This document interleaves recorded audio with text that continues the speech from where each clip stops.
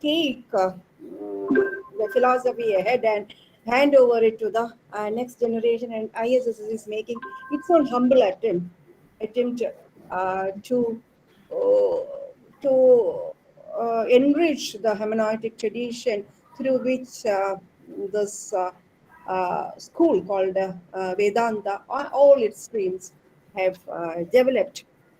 So this afternoon, we are going to hear Kenopaniṣad Śāṅkara Bhāṣya, and we are extremely lucky that a great academic like Professor Kanchana Natarajan, who hails from South actually, and as I've listened to her, she imbibes a lot of South Indian culture, though she lives in Delhi, and also promotes, the Dakshina Varta tradition and what is unique about the South Indian culture, particularly the Tamil culture. Professor Kanchana Natarajan probably doesn't need an introduction to the academic community who have gathered here, but nevertheless, the courtesy demands that I should introduce her in the introductory remarks. She hails, as you all know, from Delhi University. She's a professor there. Earlier, she has worked in Lady Shri Ram College and some other college also in Delhi. I forget the name of the college. And mm, I know that she has worked extensively on Indian philosophy, particularly on the Vedanta tradition. And I think a few years back, we have invited her also for Sri Śāṅkara, our prestigious annual lecture program that falls on Shankara Jayanti, Sri Śāṅkara lecture, for which she has delivered a beautiful talk on one of the lady saints who has given interpretations and has advanced Advaita Vedanta considerably, which is not known to many of the scholars who have assembled here. So I'm sure that Professor Kanchana Natarajan would come up with some of her own interpretations as we read the wonderful text in Upanishad, and you have the great mastermind Shankara, whom you should listen to as she reads the Bhāṣya. And of course, we would also love to have her own voice being, projected as she gives the interpretations of this masters. Friends, we have Professor A.K. Rai, who would chair the session. Generally, I keep a chairperson for this prestigious program, though we don't have any chairperson for the international lecture program. But I would call it satsang because, it is just the like-minded people gathering and then sitting together to read the text. So this is a kind of a satsang organized by ISSs, and whatever we might stop, we plan to continue with this kind of satsang to in the for the coming years as well. So Professor A.K. Rai would chair this session. Professor Rai again needs no introduction to the philosophy fraternity. Probably the Sanskrit fraternity might need some introduction, uh, or he need to be introduced to the Sanskrit fraternity because this is a gathering of both Sanskrit academia as well as the academic community from philosophy. Professor A.K. Rai is former professor of Banaras Hindu University, and he is currently the he is currently the member of ICPR. Together, last time I think few weeks back we were together for the JRF interview, and I was keenly listening to him. More than the candidates, I was listening to Professor Rai because the authority that he had on both the Vedantic text as well as the um, Bauddha texts were amazing. It's some kind of a scholarship that we rarely come by. I wholeheartedly welcome Professor A.K. Rai for this program. and then request him to chair this session. Uh, Now, over to Ramya. May I speak? Hello, audible? You will be invited, sir. Wait. Okay. May I now have the pleasure to invite Professor Arvind Kumar Rai, the chair of today's session, the former professor and head of Department of Philosophy and Religion, Banaras Hindu University, and a member of ICPR. Over to you, sir. Please share a few words.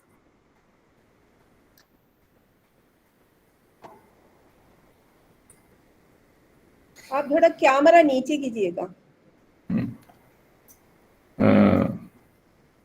Respected Professor Śāṅkara M. Nayarji, Director ISSS, and Professor Kanchana Natarajan ji, other scholars, students, and dignitaries who are connected to this webinar on Śāṅkara Bhāṣya. So, it is a great pleasure to me to share this talk with you, because I am, for the first time, I am lecturing in any seminar organized by the Kerala persons. So this is my first debate one. So you see, the Upanishad, we all know that Upanishads are the very foundation of our culture. Without this, there is no Indian philosophy, whether it is a Buddhist or whether it is a Orthodox Indian philosophy. So these are the primordial source of all these philosophies, whether it is a Buddhist philosophy or whether it is a Orthodox philosophy.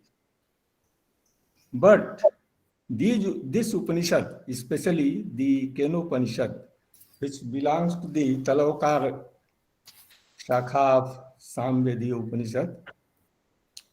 Now, the beauty is this, that these are all concerned with our health. You see the prayer, the beginning prayer of both the Upanishads, whether it is a Chandogya Upanishad or whether it is a Kenopaniṣad. Om apyayantu mamangani vaka prana chakshu sotra matho balam indriyani cha sarvani. Now, if you see the prayer of other Upanishads, Om Sahanavat Sahana Bhunaktu Saviryam Karvavahe. So there is another type of prayer there. There we are not concerned with the may my limb. We are not so much concerned with the health of our body, etc. Not concerned with there.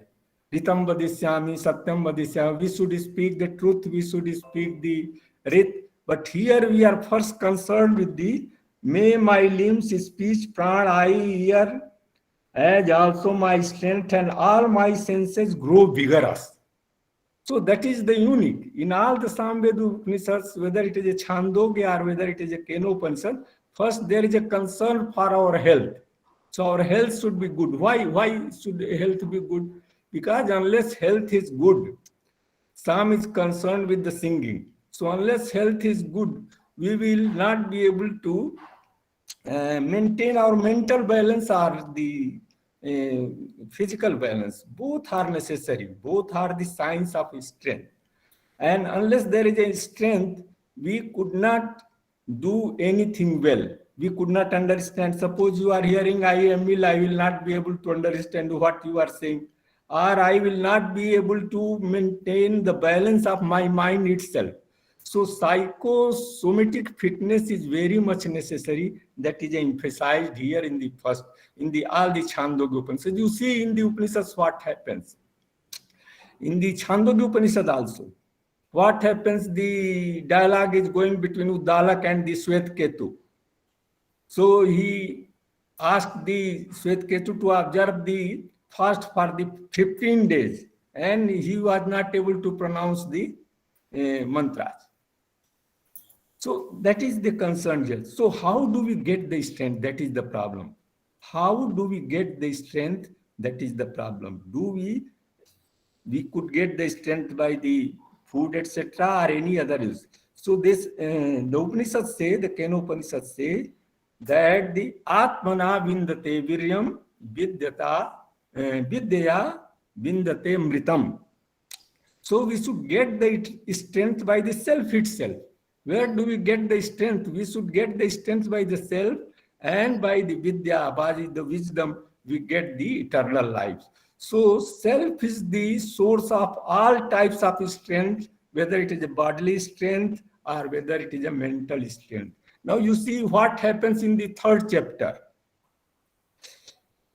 The third chapter, there is third chapter of the Kenopaniṣad. What happens? What happens? The gods, when the Brahman appeared before the god in the form of the Yaksh, they were not able to recognize him.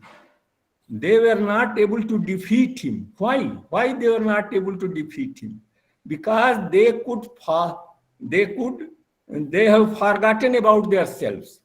They have the real self. What is the real self? And that this Akhyaika shows the real self is the Brahman itself. And they forgot about that. They could not recognize that they have attained glory in the leadership of the Brahman itself. So they could not recognize the Brahman, the inner self, the pratibodha viditam matam. So they could not recognize the real self, which is the witness consciousness of all the states. And that is why they were defeated by the Brahman. They could not recognize their strength. So in order, what is the gist of the Akhyaika? The gist of the Akhyaika is that unless we are well connected with the ultimate reality behind us, the primordial reality, we could not get the strength. So that is the source of the, that is the purpose of the story, to remind them that you have forgotten your real selves, and you have pride that I am doing this, I am doing that. The ego consciousness has come forward, and that is why they are all claiming that it is my strength, it is our strength. So they were defeated by the Brahman. So there are two approaches in religion. Paul Tillich, one is a very theological thinker of America. He says that there are two ways to do religious philosophy. One way is when we overcome the estrangement. Another way is to meet a stranger. When we go in the philosophy, we meet a stranger. So what is the way of overcoming the estrangement? When we discover God, we discover our own self. The first is that when we discover God, we discover our own self. That is the path of ontological path, we could say, where we are recognizing the inner self, the Brahman itself or Atman itself is our own inner self. When we are discovering Brahman, we are really discovering our own self. That is called the ontological path. And there is another path, cosmological path. When we go by the argument of cosmological argument, or when we think that the God is the cause of the world, for yato vaimani bhutani jayante na jatani jivanti. So this is the cosmological path. When these two paths are taken together, then the perfection comes. And these two paths have been taken in Kenopaniṣad itself. The cosmological approach we find in the third chapter, and then this one in the second chapter and the first chapter we find the ontological approach. Ontological approach means that pratibodha viditam matam amritatvam hi vindate.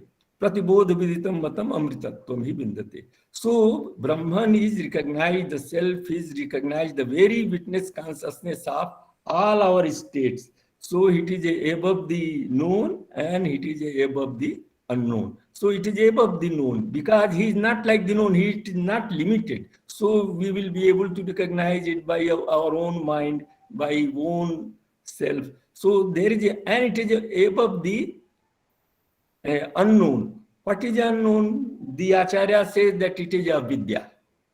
It is avidya, ignorance itself. Adhi means that which is above the avidya.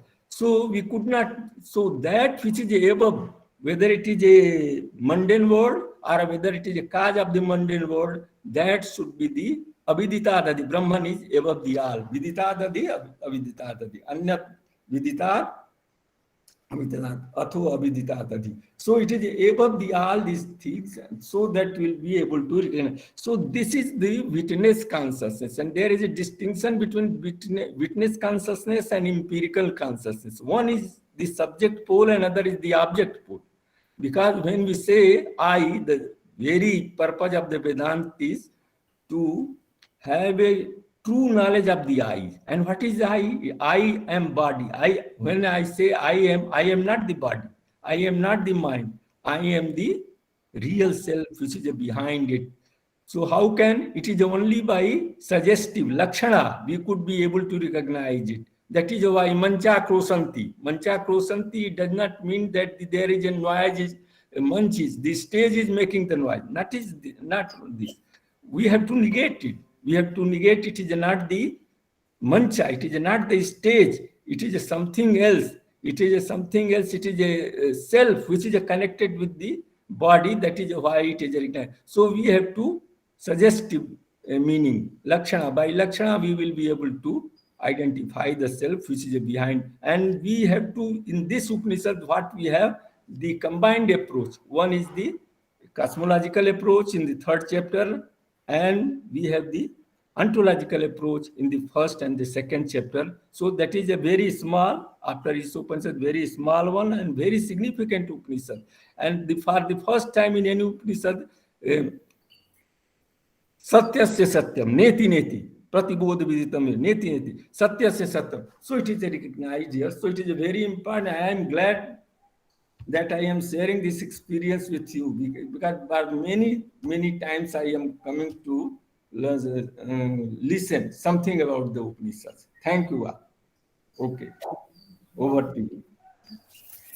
Thank you, Professor Rai. Now I'm pleased to invite Professor Kanchana Natarajan, an erudite scholar and my teacher, to deliver the reading and interpretation of Kenopaniṣad Śāṅkara Bhāṣya. Over to you, ma'am. Thank you, Ramya ji. Thank you, Shikala ji. And Arvind ji, thank you very much. And all other participants who are here. I'm very happy that I got a chance to speak even after retirement on something which is very close to my heart, something which is very dear to me. I shall just chant the Shanti Mantra, then we will proceed. Om Apyayantu Mamangani Vakpranaschakshushotram Ato Balamindriyani cha Sarvani Sarvam Brahmopanishadam Maham Brahmanirakurya Ma Brahmanirakarot Anirakaranamastu Anirakaranam me astu Tadatmani nirate Yah Upanishatsu dharmaha Te mai santu Om Shanti Shanti Shanti. I'm not going to go into the meaning of all this, but I want to just stress on Upanishadam Brahma. What is being told is everywhere, Sarvam Brahma Upanishadam, everything is indeed the Upanishadam Brahma without any distinction or differentiation. That is a point I just want to just bring through this great mantra. I'm not going to the detail. Sir has already spoken a bit about that. Now, as we all know, this is a short Upanishad, but very potent and very difficult Upanishad to understand. You cannot say anything about this. You cannot say, well, I have taught for so many years, so I know this Upanishad. Nor can I say, well, I don't know anything about this Upanishad. That's exactly the point that we are going to deal with in this today's talk. This is a very potent Upanishad in the sense, though there are two Bhāṣyas to this.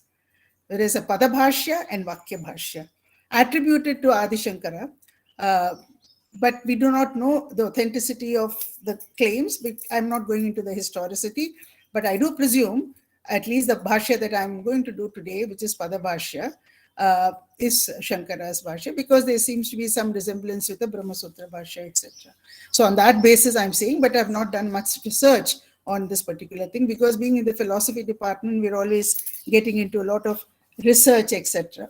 Now, straight away, what I'm trying to do is today, I'm just going into the second khanda, the second, I don't know whether to call the chapter, but second part. There are 3 parts to this. I'm going to the second part. I'm also looking at the Pada Bhāṣya of this Upanishad. This is very amazing because many Upanishads talk, including Brihadaranyaka. As one Swami Dayananda said that anything you say, you can trace it to Brihadaranyaka Upanishad, because everything seems to be contained in that. And even if it is not there, you can say it is there. So let them go and search for it. That was what he used to say at some point. But that's not the point I'm making. But many Upanishads do talk about the inexplicability or inexpressibility of Brahman. Here I mean by Brahman, we mean only the self. We are not talking of some far off distant reality. We are talking about me, myself. So this particular second part talks about the inexpressibility and unknowability of Brahman. Now, this this is a different category of unknowability. It is not within the category of I know, I don't know, but it is something which is different. We are going to see what that is. And this is what my stress is. Shikalaji, I'll be coming to the text, but I wanted to give a very brief introduction. I must say I'm not a Sanskritist, but we do this with the students, so I'm a bit aware of the Sanskrit thing. But I want to bring in a very important philosophical aspect of this Dvitiya Khanda. I'm only taking 3 mantras. So I'm not taking Pratibodh Viditam Matam. That I have not taken because I thought these 3 will take enough time, so I don't want to step out of the time regime that has been given to me. So I'm talking about the knowability and non-knowability. I'm not saying unknowability. Unknowability has a very strong meaning, but I'm using the word non-knowability and knowability about the self or Atman that is being focused in this second khanda here. This is a very pivotal, the central point of this Upanishad, I feel. The second being the Madhya. It is holding the whole Upanishad. It is something which is very central to it. We call the pivot of this Upanishad is the second chapter. This is my opinion on it. Of course, Upanishad, every mantra is precious. We can talk about that. Now, the question is, can the self be known? Or is it an unknown category? Or does it fall within a category which is neither known nor non? I'm not saying transcendence. Transcendence is a mysterious, it's a mystical term, and I don't want to get into mysticism here. And mysticism is difficult for us to understand. Let's use our secular language and try to understand what we are talking here. Any object, this pen or anything, can be known, can be first of all seen, known, understood, and expressed in language. This is our ordinary view of things. An object can be scrutinized. It can undergo a scientific study. Then it can, through the sense, mind, intellect, all this antakarana, everything. It is available for our knowing. It is also available for sushtu knowing. So knowing it very well. You can know it very well. But, the Jainas believe that an object has multiple qualities. It's got multiple perspectives. So it is not possible for us to know all of them. Only a Jina or a conquered one, being omniscient, he or she can know everything about the object. But ordinary people like us may know 1 aspect, 2 aspect, 3 aspect. So we cannot say you're right, I'm wrong. So all aspects are within that. So, but no aspect till you become omniscient can be regarded. This is a multi-perspectival view that the Jainas offer. But the point is, an object can be known only partially according to Jainas. Then you come to our realist Nayayikas, where they say, which is very important because they are quote-unquote realists. I'm saying quote-unquote because this term realism, etc., belong to the Western category, and their definition is different. And this is not any political thing, please, when I say Western and non-Western. I'm talking about the understanding of realism, idealism, etc., might be different from our Nyaya Manjari's definition of realism, idealism. In that sense, I'm talking about it. Now, realists believe, let's take a very simple text like Tarka Sangraha of Annam Bhatta. If you take any realist text, you will know that to know something, vastu can be known as it is. Tadvadi tat prakarakatvam. Jaisa hai vaisa. As it is, you can know the object. You don't have to, worry about, will I know it correctly or not correctly, etc. But of course, there can be mistakes. That is a different issue. Now, what they say is, an object can be known and also expressed in language. That is very important. Geyatvam implies abhidheyatvam. You can and you should be able to express. You cannot say, I know it, but I cannot express this. That is not allowed in Nayayikas. So, Geyatvam has to be with a tribar equivalence to abhidheyatvam. It should be expressible in language. So, Geyatvam, an object can be known very well, and it can be expressed in language. There is no anirvachaniyata complex here in this, and it can be known to all the 4 pramanas. Now, the point I'm trying to make here is, in this philosophical discourse, we can, if you take Jainism at one extreme and Nayayikas at another extreme, an object can be known, an object can be partially known. It can be known, basically. Or this is one level. Now, the point is the object is all available for objectification. That is a very important point. Anything which is available for objectification, that you can say it is available, I can now describe it, is an object. If something is not available for objectification, it is not to be considered as an object in Vedanta system. Now, an object can baffle us. Now, this is a very important point. An object can baffle us. We do not know anything about it. It remains an object, any object. Let's suppose there is some object and I'm very baffled by it. I don't know what it is, like a coronavirus. It came and we were all baffled. We didn't know what it was. There was a large quantum of unknowability in that thing. So it is possible that object can be known very well, partially known. And it's also possible in some cases object cannot be known at all. So astronomers are grappling with, the dark hole or black hole and these things. Now, it cannot be, there is also a possibility of not knowing an object, but what is important is it can be known after a long period of time, after a lot of scientific investigation. Now we are coming to know something about corona, though it keeps on mutating, but there is unknowability which can become known. This is the point. Then unknowable need not remain always unknowable. We presume that at some point it can become known.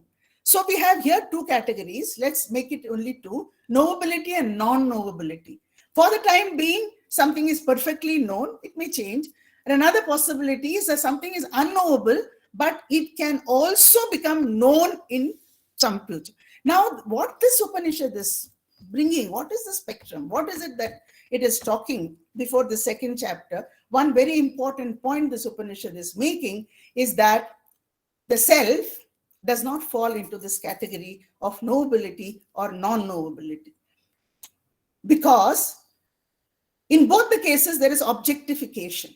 There is an objectification where what do we mean by objectification? It is almost like savikalpa as we talk in Nyaya view. It is describable. It is in a particular space, particular time. Then it has these qualities, etc., etc. And if I don't know it, after some time, it can be known and it can be described.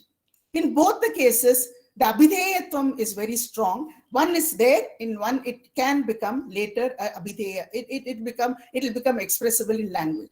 Now the self, which is the very source of all pramana, Śāṅkara Bhāṣya says, which is consciousness. We need not imagine something big about it. It is the consciousness which is a provider of, it's a wrong word. Let's say tentative usage. All this is tentative in Vedanta. So the self is tentatively providing us with a light, and that light is the cause of the knowability and non-knowability. But itself is not within it doesn't fall within the knowability or the non-knowability. It is the it is something which is aware of knowability and non-knowability. So this is a very important point that this particular Upanishad is making. And this is something we have to really understand about this. That it cannot, the self is non-objectifiable because it cannot be objectified. Now, why it cannot be objectified? Because the very source of knowing, there is nothing else to know that very source of knowing. The knower cannot be known like you know a pencil or a pen or a paper, because the object is distinct from the knower.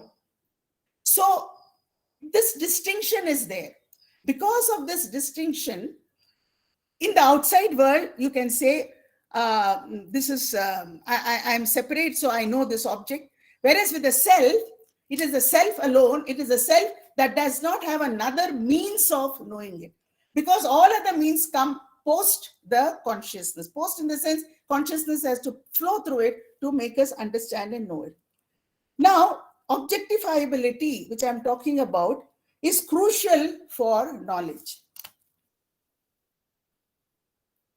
For all knowledge acquisition in the secular world, in the Vyavaharika world, this objectifiability is very, very important. Now, this objectifiability has become a habit with us, and we all think that this has become a permanent feature with us. That's where the whole problem is. So we think even the self can be objectified. Now, this is one point. The problem is the self cannot be objectified, but since we are in the regular habit of objectifying the self, we think, objectifying the objects, we think we can objectify the self also. Now, I want to also bring another point here, that is Vidyaranya. Swami Vidyaranya draws our attention towards two features in any knowledge acquisition. Let's suppose there is a dark room and I want to go and fetch a pen.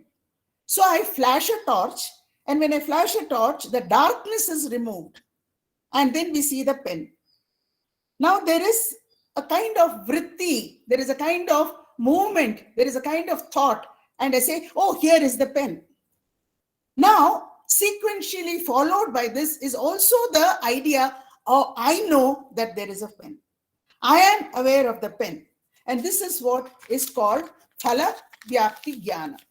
So the second portion is, the object is distinct from me and I am the knower. So I say, I know that there is a pen on this table. Even though it's dark, the darkness is removed. Similarly, in the case of our, let's suppose our ajnana can be seen as darkness. We can say that the darkness, etc., can be removed by Tattvamasi, Mahavakya, etc. But there is no phala vyapti here, because the self is non-separate from itself. It is not separate. Object is separate, so you say, I know this object. You cannot say, I know the self, because the self itself is the self. There is no second knower to know the self, because consciousness does not have two. Like space cannot be divided in two. The space that we talk in Vedanta is indivisible. Similarly, consciousness is not divisible. So there is no knower of the knower. That is not, then it will lead to infinite regress also. Now, coming back to Kenopaniṣad, this Upanishad, unless we have to understand this vritti vyapti and phala vyapti, and we say that vritti vyapti is possible in knowing the self, but phala vyapti is not possible because I am non-separate from myself. Whereas in the objects are all separate from me so that I can grasp it. Now, the crucial teaching of this Upanishad is the self, the very knower, cannot logically fall within the dual categories of knowability and non-knowability.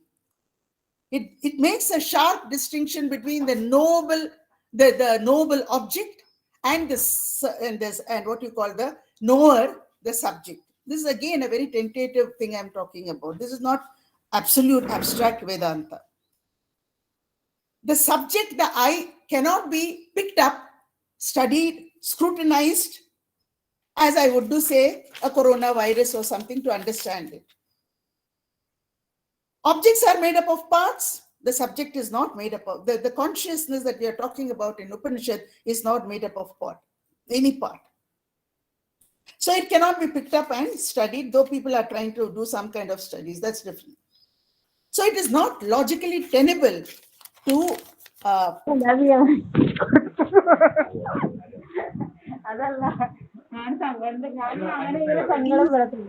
Hello.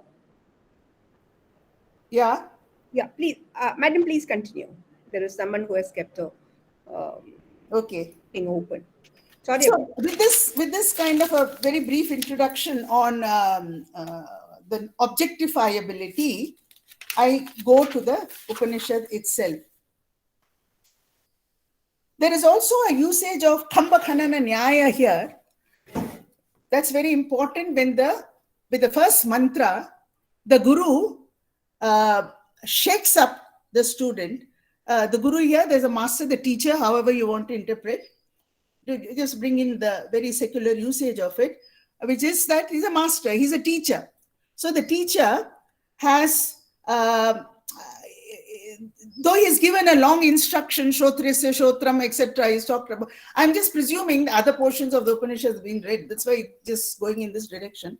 The teacher wants to tell the student that do not think that because I have told you all this and you verbally understood that you can say, I have very well understood Brahman, I have very well understood the Atman.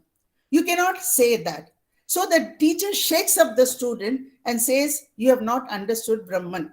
Now this is the mantra here. I'll first read the mantra.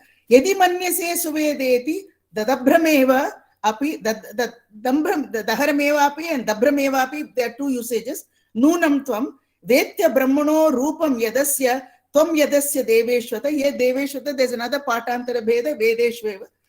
Nu mimamsameva te manye viditam. Mimamsameva te manye viditam. Now Śāṅkara has given a wonderful, I think this is Sambandha Bhāṣya, this Bhāṣya that Śāṅkaracharya has given here is really very interesting. He first, what he's trying to do, okay, let me read the some portion of the Bhāṣya because I don't know if I can read the whole thing. To begin with, at least the Sambandha Bhāṣya here, how he's connecting this and what is the importance of this particular mantra and the usage of the word yadi. Yadi manyase. If you think so. Now, why does he use this if there, hypothetical situation? Why is he making usage of if? That is the question here. So he has to explain that. Why is the Upanishadic mantra using the word yadi? So he's going to give a what you call a sambandha. He's going to connect it. Now he says, Evam he upadeya viparitah tvam atma brahma iti pratyayita shishya ahameva brahma iti sushtu veda aham iti ma griniyat iti ashankya acharya sishya buddhi vichalanartham yadi iti aha. This is very interesting. So, hey anupade, Brahman is free from, what you call something which is to be acceptable and something which is to be rejectable, but Brahman can either be, it is not in the category of any duals. Heyopade is just an example he is giving, but it is beyond all the duals, the night, day, etc., etc. And Brahman being, which has been taught, Brahman is beyond, Brahman is viparita, it's actually, it is the opposite of Heya and Upadeya. And it has been told that your Atma indeed is Brahman, that is, you indeed are Brahman. So this being told to the Sishya construes in his mind, oh, I have understood. Sushtu, this is very nice. I like this term that Śāṅkara uses. Ahameva Brahma iti sushtu veda aham. Wow, I've understood this. Now I can give lectures like I am giving. You can give lectures. A person thinks like that because Shabdam, we think when we know the Shabda, we have understood everything. Iti ma grihniya, iti ashankaya acharya sish. So that he should not misunderstand the whole thing, the Acharya is now trying to, he's a very compassionate Acharya, I feel, because Acharyas will say, well, you're very good, now you go and teach. Not like that. But he says, no, to shake him up, because this is Shishya Buddhi Vichalanartham. He begins with Yadi. In case you think you have understood. Now the question is, it's very good. It's very good to have certainty about anything. If a Shishya says, ma'am, I have understood it very well, you should be happy. So it is Ishtam to me. Why do you think that it is not Ishtam? It's a Nischaya Pratipatti. It is Nischaya. The certainty is there. So why should a teacher get very upset and say, no, you don't know. What is this?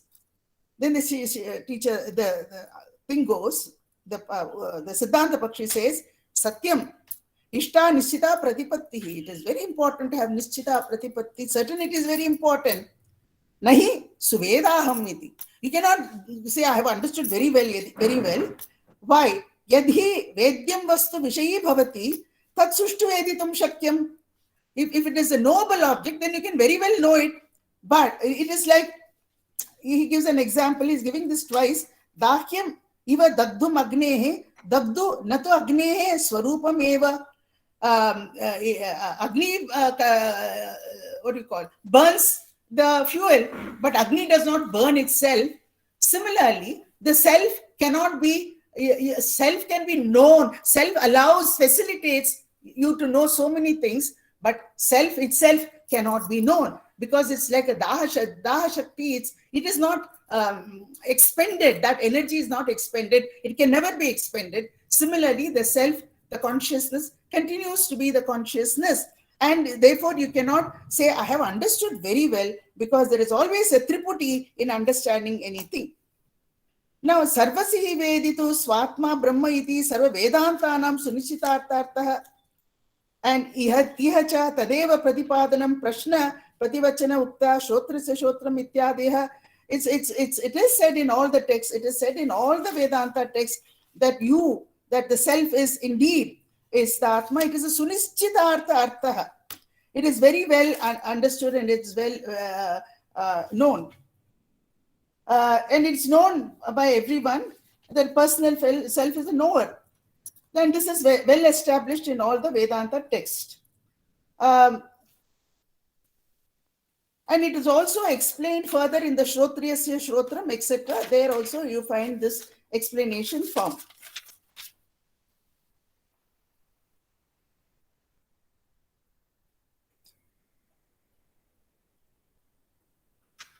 Now, Visheshato Avadharitam, and that in which this is also said, speech does not enter that, etc. Iti vacha anabhyuditam, vacha anabhyuditam, iti cha visheshato avadharitam. Brahmavid sampradaya nischayah cha uktaha, anyad eva tad viditat, ato aviditat adhi. It has already been pointed out that it is different from all that you know, knowability, and it is also different from all that you don't know, because the don't know will also become within the scope of knowability. Upanyastam upasamharishyati. And how do we conclude the whole thing here? Avigyatam vijanatam, vigyatam avijanatam. So the person who says, I have understood, actually does not understand anything. And a person who says, well, I don't know, that person has some knowledge about this. Tasmad yuktam eva sishyasya suvedeti buddhim nirakartum. Therefore, that is the reason why the teacher is interested in cancelling out this statement that is made, debunking the statement that is made by the Sishya, that I have understood Sushtu, I have very well understood, and there's nothing more for me to do. Now, yadi vedita veditum shakyah agni dagdu iva dagdum agnehe nacha anyo vedita brahmano asti yasya vedyam anyat syad brahma. There is no other knower to know Brahman, and therefore the knower does not know himself or herself. There's no himself, herself. I'm just using these terms just like that. Na anyat asti vigyatra. There is no other one other than the vigyatra, the famous quotation of Brihadaranyaka. Iti anyo vigyata pratishidyate. It cancels out the anya vigyata. Tasmat, therefore, sushtu veda aham brahma iti pratipatti mithya eva.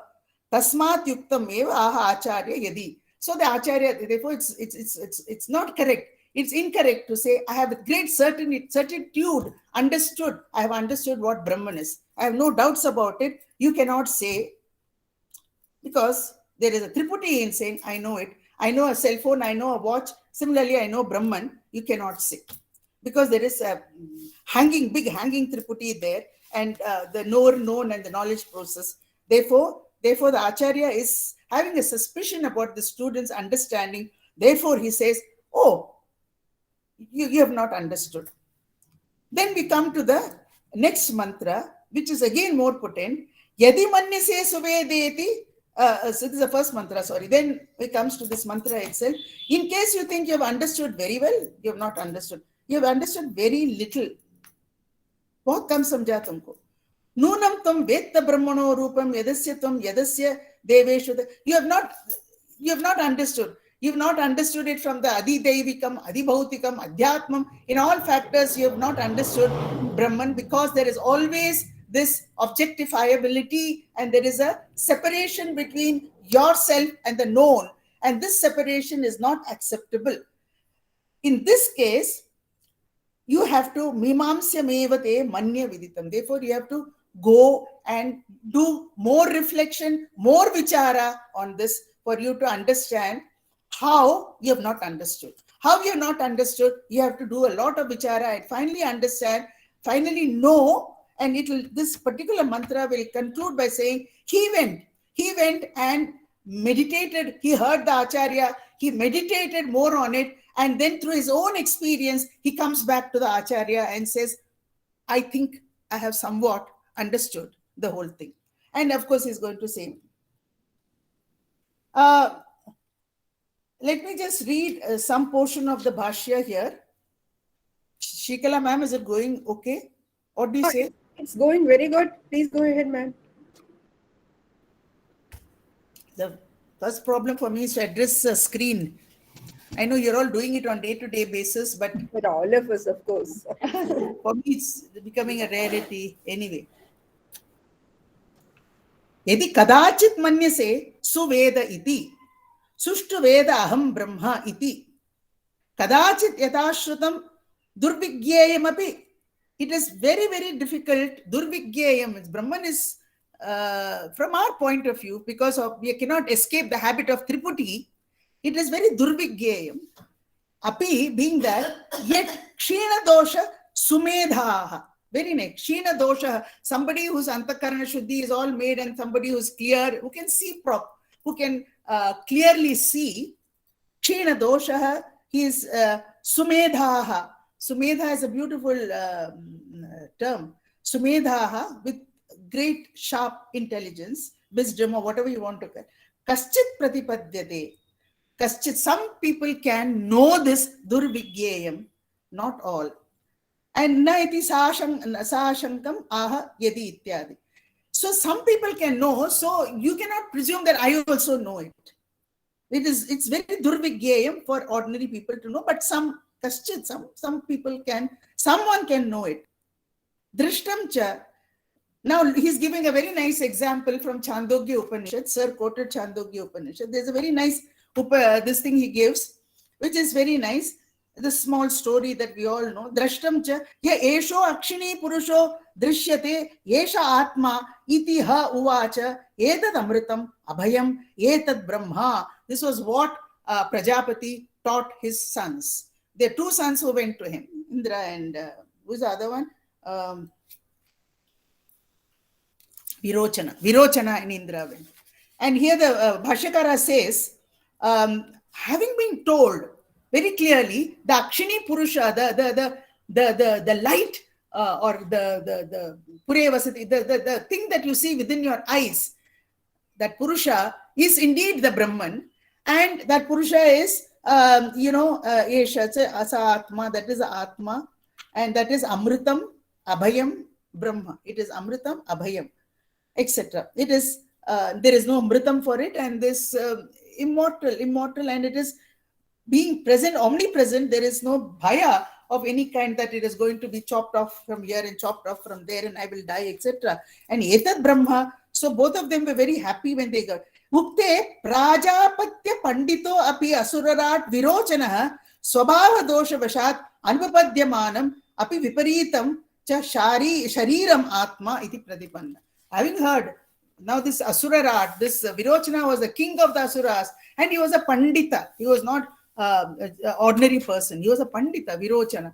And he was very happy to hear this great teaching, but he understood Viparita Martha. He understood it all wrong, opposite he understood. And he said, okay, what I see here is my eyes. So eyes means it's an external sense organ. Sense organ means all the sense pleasures. So, I can now go. The body is the Atma, and therefore I can go and enjoy myself. So he departed, and he felt very happy, and he preached that to the Asuras. That's the story. Now, Tata Indra also, Indra didn't escape this. Indra Devarat, he was Raja of the kings. Sakrat Dvi Tri Uktam cha Apratipadyamana Swabhava Dosha Kshayam Apeksha Chaturte Paryaye Pratama Yuktam Eva Brahma Pratipannavan. This Deva also, this Indra also stayed three times he went. We know the story. 3 times he went. And every time the father, the Prajapati Guru said, no, it's wrong. So it's like our Taitri Upanishad, that Sarkot Yatova Imani Bhutani, how many times it goes, and 5 times it goes and comes. Similarly, here also this person, Indra, is for 3 times, Sakrat V3, 3 times he goes up and down and try to understand. And while doing the tapas like that, Kshayam Apeksha dosha, all the dosha got Kshayam. And then Chaturtha Paryaye, 4th time, he went and understood Brahma Pratipannavan. Now this Śāṅkara makes a little pun for all of our teachers who face different kinds of students. Loke api ekasmat guroho shunvatam kaschit yathavat pratipadyate. Some people understand as the teachers say. Kaschit ayathavat. Some students don't understand. They all understand everything wrong. Then kaschit viparitam. Some students understand everything opposite. And kaschit na pratipadyate. Some students don't understand anything at all. So we have 4 varieties of students who study under a teacher. If this can happen to the Laukika Vishaya, Kimu Bhaktavyam Atindriyam Atma Tattvam, what can we say about Atma Tattvam, which is Atindriyam? Ye to dunya mein aise hi ho raha with our students. He says, what can we talk about the Atma, which is Atindriyam, which cannot be known through the senses? Atra hi vipratipannaha sadasadvatinaha tarkikaha sarve. All the people who are entangled in arguments, etc. Argument is different from mananam, we know that. So people who are entangled in arguments, etc., they also miss the point. They vipratipannaha, they are also not able to understand. They understand it differently, in the opposite way. Tasmat viditam brahma iti sunischita uktam api vishama pratipatitva yadi manyase ityadi sa shankam vachanam yuktam evam acharyasya. Therefore, the acharya is treading a very difficult path. So he's being very, very careful. And therefore, when the student says Sunischita Rupena, I know, I'm very sure, Guruji, I have understood all that you have said, then the teacher is thinking that something has to be done with the student. What he's saying is not right. So he says, Daharam alpameva api. He didn't say you've understood it all wrong because it will dishearten the student. So he said, alpameva api nunam tvam vetta janishe brahmano rupam. So all that you said is, you know very little about Brahman, you have not understood. Now there is a question, sir, but this is a Purapaksha, somebody is asking in between. From what you say, Kim anekani brahmana rupani mahanti arbhakani cha mahanti arbhakani. Brahman has many forms of what? Big form and small form. Daharameva, you are saying you understand very little. So that very little is also a form of Brahman, also of what? Yenaha daharam iva ityadi. Why are you saying daharam? Does it have a big form and a small form? Badham. Well, anekani nama rupa upadi kritani brahmano rupani na swataha. Now you can have, this is a point that I want to say here. What is the point is, anekani nama rupa upadi kritani, because of various, what do you call that? Upadi? What not injunctions, but what is the English word? Anybody? All the limitations of Upadi. There are so many limitations. Nama, Rupa, etc. are there. Brahmano, Rupani. These are all appears to be the form of Brahman. but it is not swataha. It is not itself, by itself, it does not have any of this because of its conjunction, as though a conjunction with names and forms, it looks big and small. Like Jaina's concept of self, the Atma in the ant is very small and Atma in the elephant is big. They say so. It looks as though Atma is small and big, but in itself, it is ashabdam, asparsham, arupam, avyayam, tata, arasam, nityam, agandhavatacha. So the Atma is free from everything. There is all negative particles used here. It is ashabdam, asparsham, arupam, avyayam, arasam, nityam, agandhavatacha, yatcha. Because of upadhi, it looks small. But if you remove the upadhi, the Atma is ashabdam, asparsham, arupam. It has got none of these qualities that you can attribute to an object, and it is nityam, it is always there. Iti shabdadivi saharupani pradishaddhati. Now, not only the qualities, even the you can understand it like this, even the language itself fails in describing the Brahman.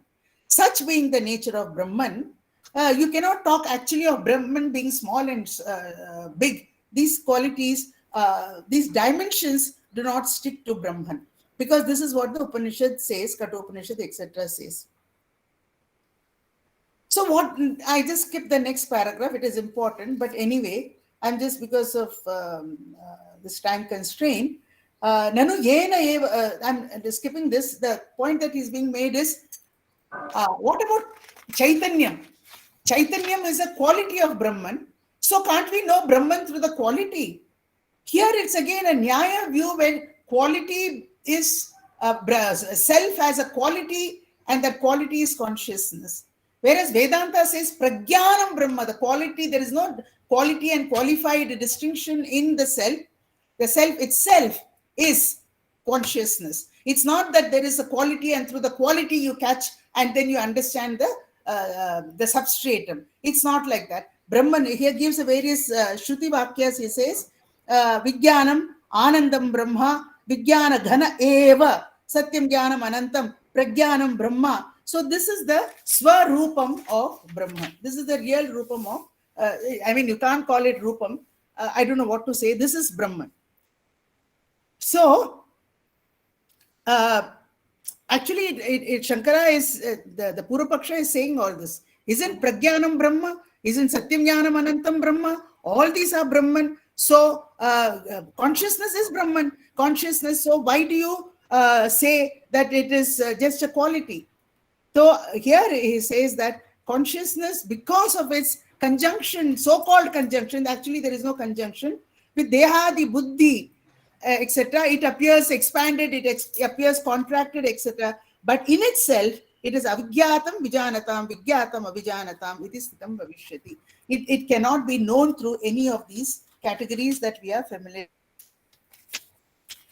with. Now we come towards the end of this mantra, the last Bhāṣya. Yat evam atha nu tasmat manye adhyapi mimamsam vicharyat eva tena te tava brahma. So the Acharya urges him to go and do more vichara on this. This is very important. This thinking faculty that is used by Vedanta is absolutely important. So yes, he says that you have to go and do more contemplation on this. Evam acharya vukta sishya ekante upavishta. This is very nice. He goes into solitude, then he, with the samahita manaha, with the calmness, he yatha uktam acharyena, as has been told to him by the acharya, and as it is told by the Shruti, vicharya, he does a proper vichara, then he does a tarka, he does a mananam here, he argues with himself, cha nirdharya, swanabhavam krutva, then he understands it and it becomes his own experience. And then, what does he say? Sakasham upagamya uvacha. He goes to the teacher and says, Manye aham atha idanim viditam brahma iti. So after, you cannot miss out on this. After all this thing, he goes, after contemplation and after knowing the Brahman, he goes to the teacher and then begins the next mantra. which is Naham manye suvedeti, no na vedeti vedacha, yo nastadveda tadveda, no na vedeti vedacha. He makes a very important point here. He tells the teacher, I don't think so, I have not understood, nor have I understood it completely. I don't think so, I have not understood. But I cannot say I have understood. So he's treading the path very, very carefully. And he says, in other words, I know it cannot be objectified. And at the same time, without objectification, because it's my swa anubhava, I can understand what this Brahman is. So he's treading this very intelligently, he's treading this path and telling the teacher, yes, I have done the Mimamsa and I have understood what is, I think whatever. He's kind of, you cannot say he's indecisive. This is not an indecisiveness. It's not that he's being indecisive. He's just trying to tread very cautiously because the teacher is also very cautiously shaken him. So he has to be. And then he says, whoever amongst me, whoever are the people within my student community who understands what I'm saying, they shouldn't say I'm being very indecisive. Whoever understands me should know and would know what is being told to me. That person will understand Brahman. Whoever understands what I am telling now, that person will understand. Whoever catches hold of what I'm trying to say, whoever has the capacity to know that Brahman is non-objectifiable and Brahman is known to be the very self, and it is known through contemplation, vichara, tarka, and swanubhavam, that person understands the Brahman. So this is the second mantra that is there. It's very nicely, I'm reading some little portion here. Evam acharyeni vichalyamano api sishyo na vichachala.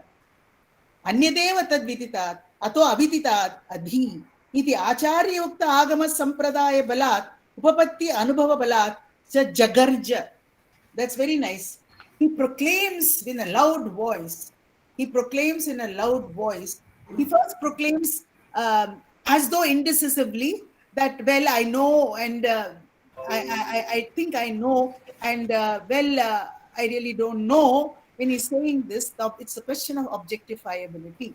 I know it cannot be objectified. At the same time, because of my own anubhava, I have understood it. He's making this, and he then therefore proclaims, he jagarja, he garjana karta hai. What does he say? Brahma vidyayam dhrida nishchayatam darshayan atmanah katam iti uchyate yona kaschidnaha asmakam saha brahmacharinam madhye tad mad uktam vachanam tattvato veda satad brahma veda. Amongst us, whoever understands this, that person actually understands what is the nature of Brahman. I have just skipped many things here, which is anybody can read. It's Acharya Bhāṣya is very simple actually.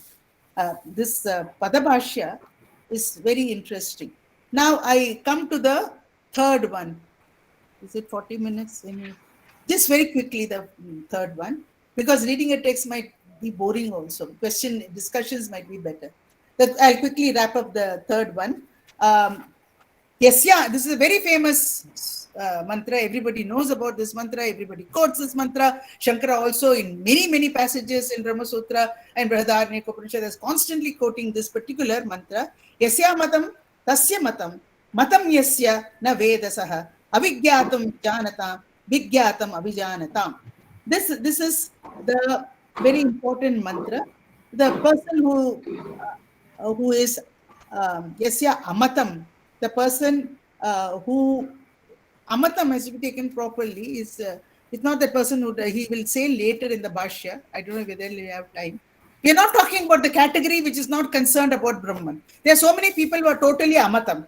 You can talk to X, Y, Z. They may not be interested. They may not know that I am Brahman, or there is a controversy regarding whether I am Brahman or not Brahman. We are not including those people. Bhāṣyakara is saying that. Avyutpanna people, he's saying we are not interested. We are not talking about them. We are talking about people, two kinds of people who are, quote, knowledgeable, quote, who are ignorant. Now, knowledgeable person might think, I know, and that person is missing the truth. Whereas the ignorant so-called person who may not know might yet know that it cannot be objectified. This is one meaning, that that person can understand the truth.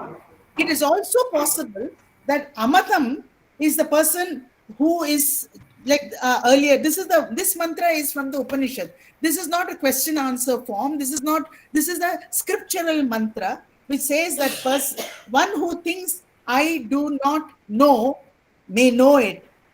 One who thinks I know it misses the bus. The person does not know the truth. This is the meaning of this mantra. So, this is a Bhāṣya which is talking here. You're saying we are not talking about the Avyukta Buddhinam. We are also not talking of the Manda Buddhis here. We are talking about people who are confusing the self with Indriya, Buddhi, Manas, and saying Sthuloham, Krishoham. You know, all this thing comes in the Śāṅkara Bhāṣya, Adhyasa Bhāṣya. Who is confounded with the senses and this antakarana and the exteriority, etc. We are talking about them as ignorant people, and those ignorant people will not know it. This line comes in the next one. But the intelligent people or the people who know Brahman are not confounding themselves with anything. Such a person will keep quiet, and such a person knows Brahman. This is the point that is being made. One who is confounding, etc., who is confused with everything, does not understand Brahman. But whereas a person who is free from all this and who understands the Shruti Vakya as it is, that person understands the Tattva. This is, it can be interpreted in many ways. So I think I will just stop here. I'm not getting into the length of the Bhāṣya. So it's been, okay, thank you. Thank you very much, ma'am, for that detailed exposition of the text. Now, the floor is now open for discussion. I don't see any questions in the chat box. If anyone has a question, you may directly raise it now. By the time people think about it, is there any question? Or I will initiate. Raisa, Baap, discussion initiate कीजिएगा. Can you initiate the discussion? Professor Guy, can you initiate the discussion? What type of discussion? Like there would be questions that are coming up. So you can just sum up what she has said and then start the discussion. Shall I make some tea for you guys? So I think I should sum up, or what should I say? What should I do? You are the chair, so you can sum up and then. So all these three mantras, which have been explained by her, have the same import. They are directed to saying that one who says that he knows, he does not know. And one who claims that he does not know, he knows really. So that is, but what is the purpose behind it? Why one who says that I do not know, he knows, and one who says that I know, he may not be known. So what is the purpose behind it, or why it is so much saying? Okay, you see, all the saints, even you say the Guru Nanak have said that one who claims that he has come to know all the forms of the God and this and that, whatever, he is the foolish of the foolish. On his forehead it is written that he is the fool of the fools. If anyone has claimed, so many sects are there, take in the broader way, so many sects are there, and if anyone comes and says that no, he has finally come to understand the real nature of the God, then on his forehead it is written, he says, Jeko aankh bolu bigaadu ta likhiye sir gawara gawaru. Gawara gawaru means a fool of the fool. He he says that I have come to understood this, but what is the philosophical point of this? I will try to illustrate it by bringing the one of the Husserl, you know.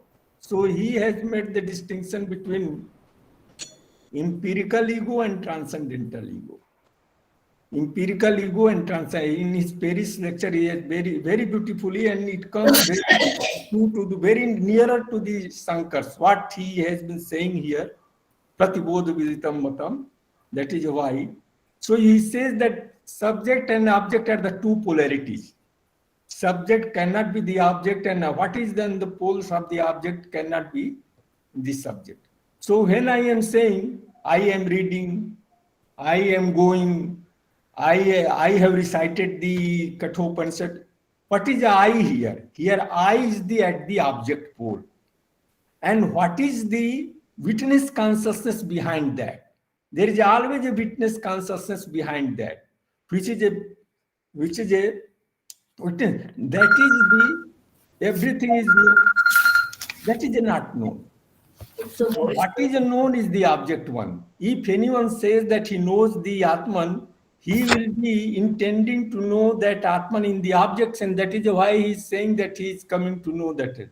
If he thinks that Atman is the subject, whenever he is saying I am knowing, there is a self behind that also. So self is not coming to the I am knowing, this I becomes the object pole.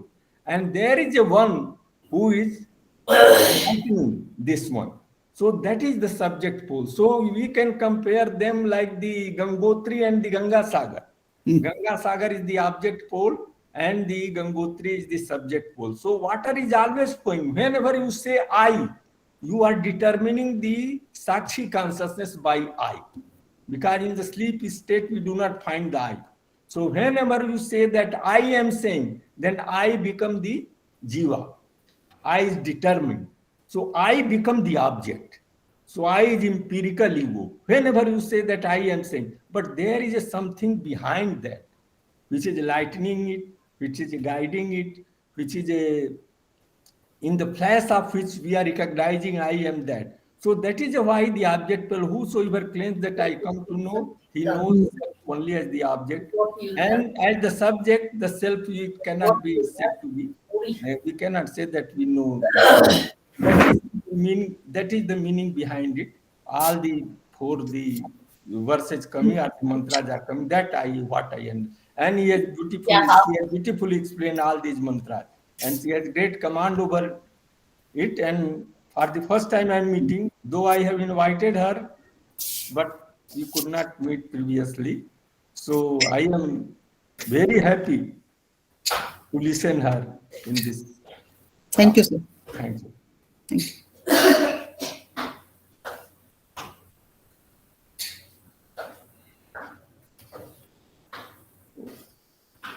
Professor Kanchana, would you like to comment, or shall we move to other questions? No, I have nothing to comment. Sir said whatever. It's fine. I mean, he did ask a question. He was explaining. Yeah, that's right. Now, you were talking about, at the starting point, you were talking about the vritti jnana. So we all know that Advaita speaks about two types of knowing. One is vritti and the other is avagati. That is knowing the self and knowing the object. So there is a clear-cut division between object knowing and self-knowing.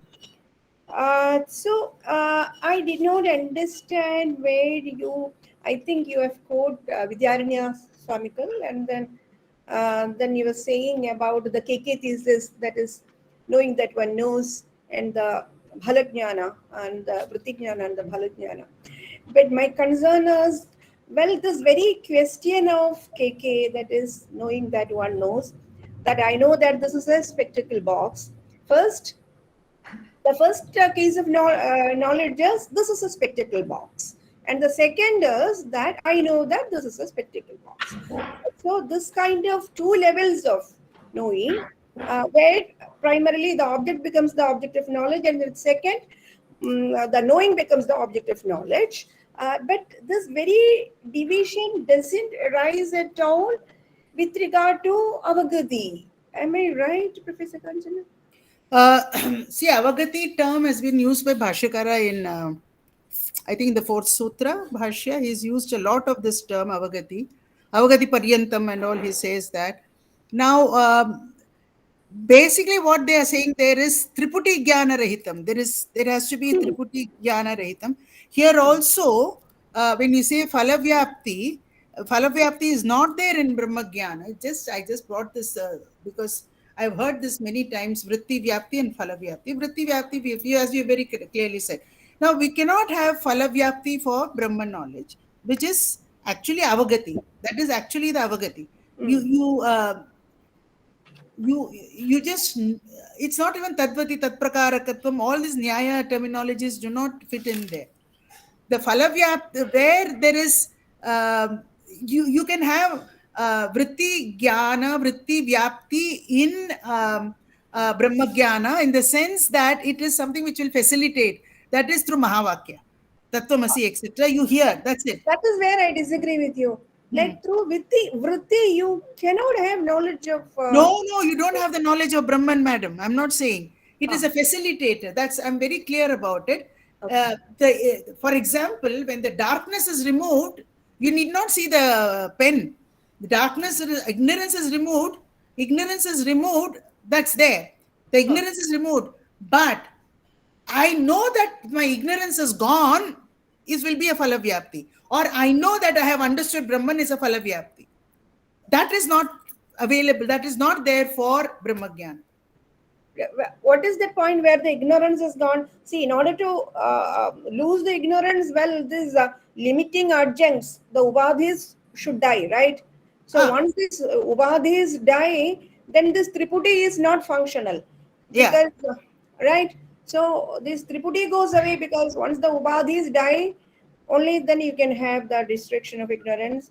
And that's exactly where you cannot have Phala Jnana Vritti, ma'am. The moment that Vritti, it's a very tentative term. They also say it's not that a permanent, it has to be like this. But once the Vritti, the ignorance is gone, Takshanameva, you can't even say Takshanameva. That's all wrong. It's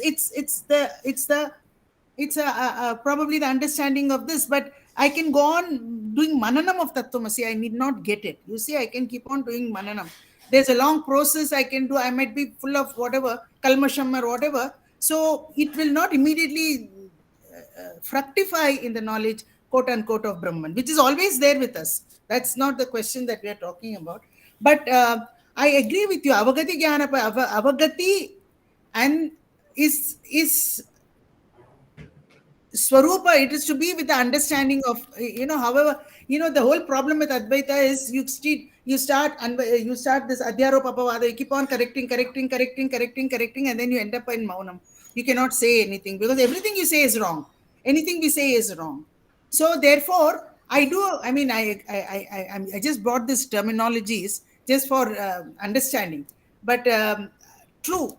But Vritti Jnanam itself may not bring us Tattvamasi, may not give us Jnana. Absolutely. You have to do, that's why he says, Mimamsa, you have to sit and do Vichara, you have to, Ekant mein baithna chahiye, you have to sit in Ekanta and do, and Acharya Vachana Sunke, there's so many things he's saying. Then he understood, then he declared, well, I think I know. So, but thanks for bringing in this word Avagati. I didn't bring it in this text because I thought it is there. Let me not chedo that, let me not pull it out from there and.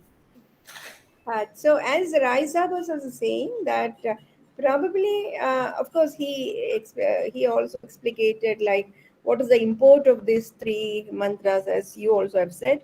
So, is Acharya trying to say that the one who asserts that he knows wouldn't have probably known, and the one who doesn't assert probably has possibility of knowing it. So now, as you have towards the close of this discussion, you said that we will have to be silent, and this being silent also probably link with yes, you're right. Without thinking. So is it that anyway it is beyond language? language and logic. See, it is beyond our conceptual exercises. Since it is beyond our conceptual exercises, we have been orphaned by both logic as well as language. So when that is the case, well, there is no judgment, there is no proposition that can come from us, and probably that could be the reason why Acharya has said that well, the person who asserts doesn't know, and the one who doesn't assert might know. And but of course, he doesn't say that the one who knows will keep mum. No, that he No. doesn't say. But then we will have to probably infer that this is where he puts things in between. It's a loud thinking, ma'am. Just a small. Yeah. I mean, I don't have to. I'm not answer, but it's when you say it is beyond, it sounds a very difficult kind of a thing. But you do need language and tarka as a pointer to the reality. Just as the tree shaka in the Arundhati Nyaya, the shaka has got nothing to do with the star, but yet somehow it is pointing out to the star.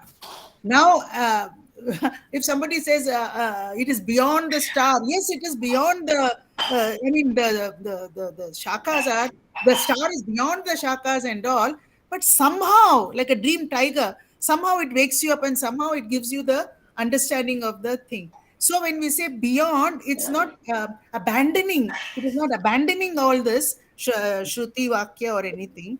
So there are three things, madam, which I always wanted to say, but I didn't have. One is avidya kalpita. Hum avidya say, because of avidya we say I am fat, I am thin, because of corona I have become very fat, or whatever we say, we know sthuloham, kushoham, etc. And then the shastra comes and says, shastra kalpitam. Shastra says you are none of this, you are the satganam, chidganam, anandaganam, whatever, you are sachidananda Brahman, it says. But actually, Brahman is neither avidya kalpita nor shastra kalpita. Quote unquote, it is what we just said. Swarupam, he is using swa. In itself, it is beyond all this. None of these things, labels can stick to it. These are arasam, agandam, it is shruti vakya. Sure, it's good. But it is just like the shaka pointing to the star. But in itself, it doesn't stick to Brahman. This is the shaka does not stick to Arundhati star. Similarly, none of these terminologies will stick. So one is avidya kalpam, that is our ordinary way. One is shastra kalpam, shastra kalpana. Shastra kalpana also does not stick to Brahman, but somehow it points. Like the snake points to the rope. Can you imagine? Great irony, snake pointing to the rope. Similarly, these things also point to the Supreme. So the whole question is, it is not beyond or behind or anything like that. I mean, we use, because ma'am, as we know, there is no other way of expressing all this. So we end up saying these terminologies, so long as we are clear about this. And it's not talking of being maunam, but it seems to be anxious about, there is an anxiety about if a person is going to just say, I know, and there is a possibility that that person is objectifying that which cannot be objectified.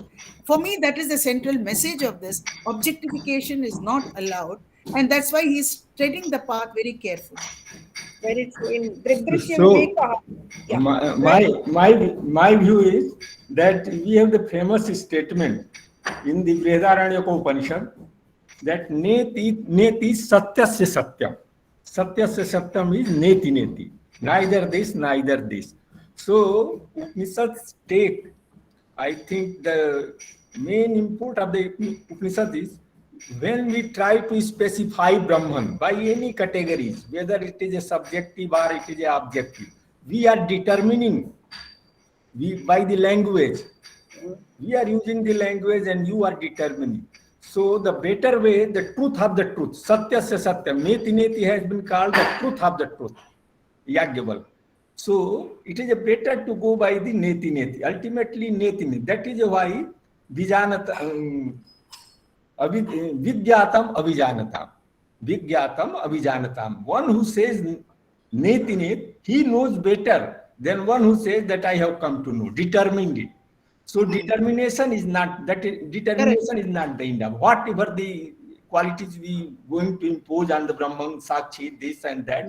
But ultimately we have to go for the Satya sa Satyam, Neti Net, neither this, neither this. That is the truth of the truth. Yeah. So that is Sir, then how do you compromise with Sarvam Khalvidam Brahma if you were to say that Neti Neti is the way, the best way? Then you have many statements. That are this, but when we As try you said, to cosmological and Ekmeva ontological. no, This is a cosmological. We should put these together. Ekmeva Ditiyam and Sarvam Khalu Idam Brahmam. How to synthesize them? So after the synthesize, suppose you want to impart someone, then you have to come to say that neti neti, all determination is negation. Whenever we try to specify, we could not say in language, and we have to opt for the experience. We have to take recourse to experience. That is why pratibodham viditam matam. Next, the mantra is coming, pratibodham viditam. It is when you say no, when you say yes, even then the experience is there. So absolutely. So it is incomplete unless the fourth one is coming. Pratibodha viditam matam. So all these. So I think there are some questions. I think I can't see. Shall I read it for you? Or? I can't see here. I'll read the question. Mr. Abhishek Guha has asked, what is Triputi Jnana Rahidam? Can you explain? And how can Triputi be left out? That's what the whole enterprise is. Triputi Jnana Rahitam. The closest example I can give is deep sleep. In the deep sleep, we do get up and say, I had a good sleep. And how did we get to know? There was no Triputi exactly in that state. So the Triputi is, we have Triputi everywhere. It's a triangle. It goes on everywhere. But knowing, like Brahmarpanam, Brahmahavi, Brahmagno, Brahmanahatam, it is itself. I am the knower. You use this terminology. Ultimately, it's knowledge itself, experience. That Taittiriya Upanishad Satyam Jnanam Anantam Brahma Vyakhyan of Bhāṣyakara is simply amazing. Where he says there is no knower, it's only knowledge. It's only knowledge. It's only knowledge. So where there is, the Triputi can go. Triputi need not be there in where there is forgetfulness of a kind, where you are deeply involved in something. The Triputi is not there. Triputi might have given you that kind of a knowledge, but as you progress in that, let's suppose you are very interestingly reading something or watching something, that there is a Triputi is not available to you, but Triputi might have given birth to that kind of a oneness with the thing. Triputi is actually, Triputi Rahita Jnanam is actually oneness with the reality. That reality, the closest example I can think of is only deep sleep. If you want to see what it is, one has to do, like Tapovan Maharaj, a parent from Kerala, Chinmayananda's guru, is supposed to have done years of meditation on only deep sleep before he understood that. They say so. I don't know. I've read it somewhere. So I was just trying to say earlier that in Drigdrishya Viveka, Acharya has, clearly spoken about this object, how to go ahead. How to withdraw the self from the object, from what is that reverse order from which, as we progressively move towards the phenomenal world, there is a regression that has to happen from the object towards the self, from the object to the senses, from the senses to the mind, and then inner and inner and inner. There is a reverse. This is beautifully been said in Drigdrishya Viveka, wherein ultimately there is a cleavage between the subject and the object, and the subject being isolated will stay with itself. So wherein there is no kind of a knowing in the sense that we speak about, but it's being isolated and left to itself, probably is what we call avagati or knowing. Right, ma'am? Yes, yes, being, as you would say, it's just Yeah, the it's being, the the being. pure being, pure consciousness. So, it's very nice that you made this point that retracing the step back to retreating, going back is a laya prakriya. One that's what Audi Akka has done, a wonderful thing on cosmology, and she has made a game for women by which you teach the women how the srishti prakriya is happening, and then after the srishti prakriya through all the five senses, five elements, etc., the whole prakriya, I cannot explain it. And this is actually, this is something like, this is, I don't know, it is just by chance on my table. These are the thing by which the srishti prakriya is explained. And the thing is, there is also a laya prakriya. As you are saying, there is one entering into the other. It's a rolling, it's spreading the carpet and rolling it back. Holding back. I mean, it's not a great example, but people do give this example. So this laya prakriya is very important. People do this panchikarana laya prakriya for the Triputi Rahita and for the final avagati. People are into that. There is a practice, they say, especially with Sringeri Mutt and all. They enter into the laya prakriya. It's a constant, moving back. And as you said, left with the being itself, which is not explainable. There is your Triputi Rahita Jnanam. That is what is a Triputi Rahita Jnanam. Beautiful, beautiful. Wow. Yeah. So, your heart is filled, though you haven't experienced it. Well, you know what it does. That is It's all. of no use actually, ultimately. That is all. Yeah. Sabdajalam Maharanyam Chitta Brahmanakaran. And what is that nyaya you were speaking about? Kamba Khanana Nyaya. What is that nyaya? Khamba Kanana Nyaya, I think. Kamba. Khamba Kamba. ko Khanana Karna hai means when you Kamba. want to dig a hole and secure the khamba in it. The khamba is a pole. People use for yaga yagyadi. So they keep on doing this to the pole so that it goes deeper and deeper and deeper, and then it is fixed properly. So this Vichali, the Guru is doing this to him. No, you have not understood. No, you have not understood. So he's doing the khananam of that, so that finally he comes and says, well, Guruji, this is it. Oh, lovely. Is there any further discussion? No, we just have comments on the chat box. If there is no further discussion, Ramya, please go ahead to close the session. Thank you very much, ma'am, for sparing your valuable time answering all the questions, and thank you for all the questions raised. Now, may I invite Professor S. Sheba, Assistant Director, International School for Sri Śāṅkarācārya Studies, for the vote of thanks. Thank you, Ramya. A warm good afternoon to one and all.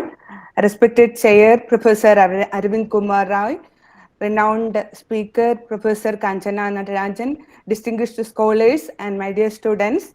As our director mentioned, this text reading and interpretation session organizing by Sri Śāṅkara Study Circle is really a satsang. Today, we are blessed with the profound words of two great scholars. First of all, I would like to express our sincere thanks to Professor Arvind Kumar Roy, sir, for chairing this session and also for the introduction provided to today's theme. Thank you very much, sir. Thank you. We thank you for giving us this wonderful opportunity, Shikala Madam and Shiba Madam and Ramya and Arvind sir. Thank you very much. Hope we will meet at some time. Thank you so much. Ma'am, thanks from my side also. Our resource person, please share 1 minute, ma'am. Our resource person, Professor Kanchana Natarajan, an erudite professor who is familiar to the university community, is very brilliantly expounded the core teaching of the whole Kenopaniṣad through the explication of the second chapter. On behalf of ISSS, I express our heartfelt gratitude to Kanchana ma'am. Thank you very much, ma'am. Thank you, ma'am. so Thank you, much. ma'am. I take this opportunity to express our sincere thanks to Professor Srikala M. Nair, the young, erudite and energetic director of our International School for Sri Śāṅkarācārya Studies, who is coordinating all these academic programs in the midst of her heavy hectic schedule.